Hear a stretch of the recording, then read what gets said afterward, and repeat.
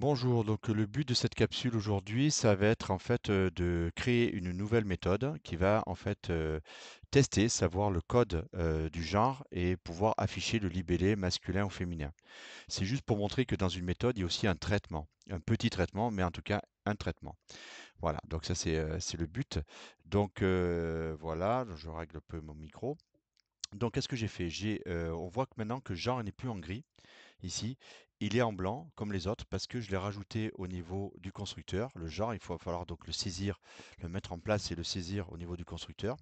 Dès le lancement du constructeur, en fait, dès le lancement de l'instantation, en fait, il sera mis en évidence aussi bien que le nom, le prénom et l'âge. Ici, donc, on a dans le constructeur, donc genre aussi, on fait l'affectation entre genre et ces genres. J'ai créé le setter genre ici, comme les autres, hein, ici, voilà, là. Et le getter aussi, normalement, voilà, ici. Donc, ce qu'il nous reste à faire, c'est de créer une méthode qui permet de pouvoir distinguer donc masculin et féminin. Donc, ici, je crée donc la méthode donc gestion genre, donc des différents genres. Ici, donc, ça va être un public void, pardon, un public ici void, c'est bon. Afficher genre, donc afficher les genres. Ici, voilà. Chaque fois je me trompe de touche, hein, c'est pas grave. Voilà. Qu'est-ce qu'il y a dedans? Donc on fait une condition.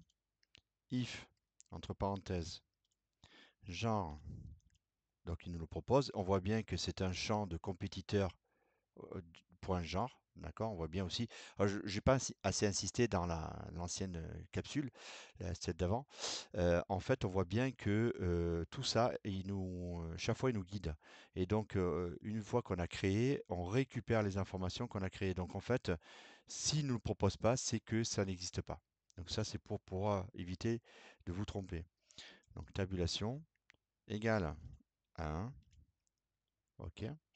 Ici, voilà, 4. Alors, console.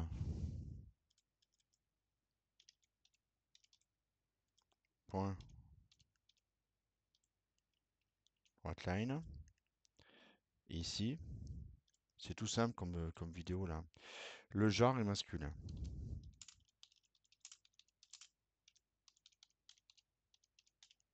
OK. Point virgule.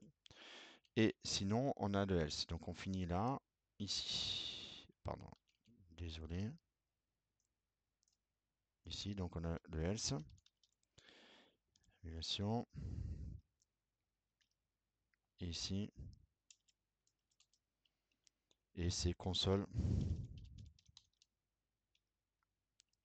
Ici, point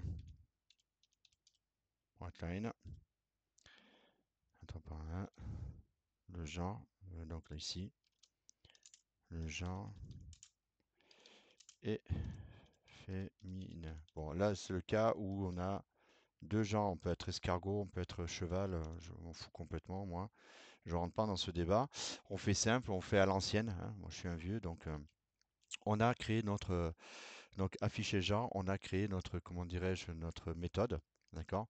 Donc les méthodes, ici c'est afficher compétiteur, ici c'est afficher genre. Donc le but maintenant, une fois que la méthode est créée, ça va être de la mettre en place dans le programme principal. Ici on a affiché, donc regardez bien, compétiteur combattant 1, new compétiteur.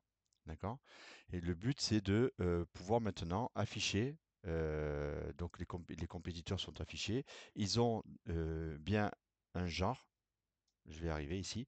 On a bien un ici et 2 ici. Bon, faut pas se tromper parce nous, on sait que 2 c'est féminin et que un c'est masculin. Donc, on va pas se tromper. Donc, qu'est-ce qu'il faut faire ici? Là, on va faire donc afficher genre. Donc, on va le faire juste après. Ici, combattant 1. Ici, point. Et là, afficher. On a affiché compétiteur ou affiché genre. Donc, nous, on prend afficher genre. D'accord? Point virgule. Et ici, dans combattant 2, on va y arriver. combattant 2, point. Vous voyez, donc ici, on va afficher un genre aussi. On affiche le genre du combattant 2. Combattant 2. Décidément aujourd'hui, pas terrible.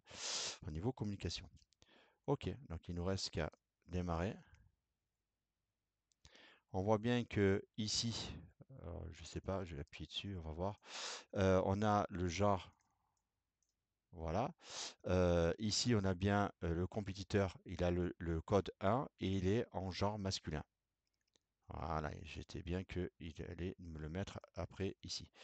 Donc, on a le compétiteur, donc avec le code 1, il est masculin et avec le code 2, il est féminin. Donc là, on a vu qu'on a fait une méthode, on a construit une méthode qui permet d'avoir un calcul. C'est pas que de l'affichage, il y a aussi du calcul à l'intérieur. On peut faire absolument tout ce qu'on veut. On peut avoir des tableaux, des fonctions, etc. On peut donc traiter en fait l'information et donc après l'afficher si on a envie de l'afficher. Voilà, donc c'est juste pour vous montrer ça. En prochaine vidéo, on verra les getters et les setters en détail. Donc pour afficher une partie, pardon, excusez-moi, un petit truc, pour afficher en fait une partie euh, soit le nom, soit le prénom, soit l'âge, pour modifier soit le nom, soit le prénom, soit pardon l'âge, ou le code aussi, on s'est trompé dans le genre. Donc ce sera la prochaine vidéo sur les getters et les setters où on intervient sur une partie notamment euh, des propriétés au niveau de, comment dirais-je, de notre objet. Voilà. Merci beaucoup de m'avoir écouté. J'espère que cela vous a permis de comprendre plus de choses. Merci beaucoup. Au revoir.